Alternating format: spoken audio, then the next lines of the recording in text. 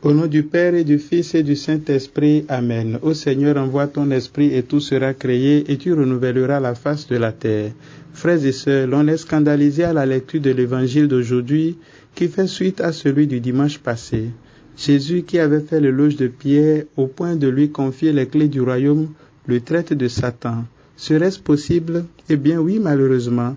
Il semble que nous sommes alternativement fils de Dieu et Satan, selon que nous nous laissions guider par l'Esprit de Dieu ou par le malin des premiers jours. C'est donc le cas de Pierre, dont les pensées ce jour-là n'étaient pas celles de Dieu. On peut donc conclure que nous sommes véritablement fils de Dieu ou disciples du Christ lorsque nos pensées s'accordent avec celles de Dieu, lorsque nous sommes capables de reconnaître Jésus comme Seigneur et Sauveur, lorsque nous sommes capables de prendre notre croix pour le suivre, lorsque nous sommes capables de renoncer à nos sécurités.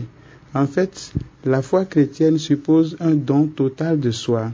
Il faut sacrifier sa vie pour gagner celle du Christ. Il faut se vider de ses sécurités pour bénéficier de celle de Dieu. Il faut chasser Satan pour donner la place à l'Esprit Saint. Malheureusement, le constat est que généralement, nous voulons les deux à la fois. Nous voulons vendre le mouton et garder la corde. Nous voulons professer la foi en Jésus sans renoncer aux pratiques, aux traditions, aux comportements qui contredisent cette foi. Ainsi, on est chrétien mais on garde rancune. On a de la haine pour son frère.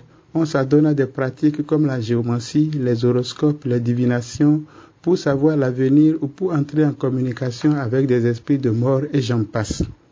Mes frères et sœurs, il y a un saut qualitatif à faire pour bénéficier des largesses de Dieu.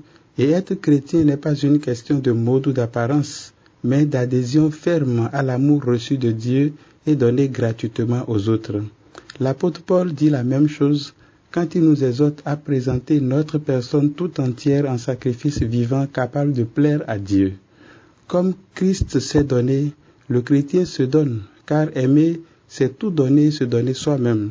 Ceci suppose des souffrances qui, loin de le décourager, deviennent pour lui des leviers pour relever de nouveaux défis. Ainsi en est-il du prophète Jérémie. Il était en effet chargé de prêcher la conversion dans les 40 dernières années avant la déportation à Babylone. Il doit prédire la catastrophe dans l'espoir que le peuple se convertisse. Il va s'y engager tellement que le prêtre, qui était à l'époque tout puissant, le fait arrêter et attacher la tête vers le bas sur la place publique. Détaché le lendemain, Jérémie reprend de plus belle sa mission. Il est prophète. Ce qui importe, ce n'est pas sa vie, car si c'est bien Dieu qui l'a envoyé, son sort est dans les mains de Dieu. La persécution ne l'arrête donc pas, elle le stimule plutôt.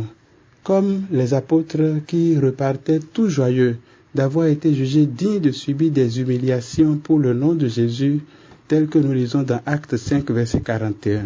Jérémie se plaint. Il est persécuté, mais il ne renonce pas. Et dans un tel contexte, il prononce les paroles de notre première lecture d'aujourd'hui. Seigneur, tu m'as séduit et j'ai été séduit. Tu m'as saisi et tu as réussi. À longueur de journée, je suis exposé à la raillerie. Tout le monde se moque de moi. La parole du Seigneur attire sur moi l'insulte et la moquerie. Je me disais, je ne penserai plus à lui. Je ne parlerai plus en son nom. Mais elle était comme un feu brûlant dans mon cœur. Elle était enfermée dans mes os. Je m'épuisais à la maîtriser sans y réussir. Voilà le prophète, mes frères et sœurs. Par le baptême, nous sommes devenus nous aussi des prophètes. C'est vraiment ainsi que nous comprenons notre être et notre mission de prophète. Quelqu'un séduit et saisi par le Christ. Quelqu'un qui s'engage pour la justice, qui interpelle les consciences et tourne les regards des gens vers Dieu pour les conduire au salut. Il ne craint pas pour sa vie et ne cherche pas à la préserver, car il est conscient que qui veut garder sa vie la perdra.